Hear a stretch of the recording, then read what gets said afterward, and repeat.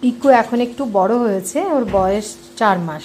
তো ওর জন্য ওর কালকে একটা বাটি কিনে নিয়ে এসেছি, সুন্দর স্টিলের বাটি। তো সকালে খায় চিড়ে আর দই, ঘরে পাতা দই। তো চিড়েটাকে ধুয়ে ভালো করে ওই টক দই দিয়ে মাখিয়ে দিলে ও খুব তৃপ্তি করে খাবার খায়।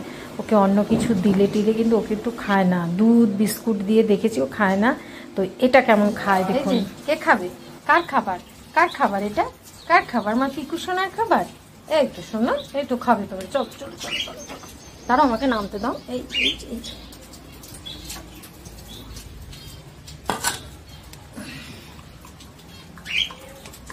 ভালো, পিকু ভালোবাসে এগুলো খেতে।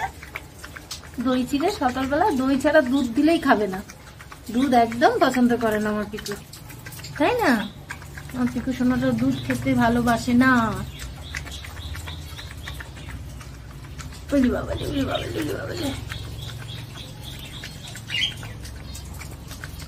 খাও না।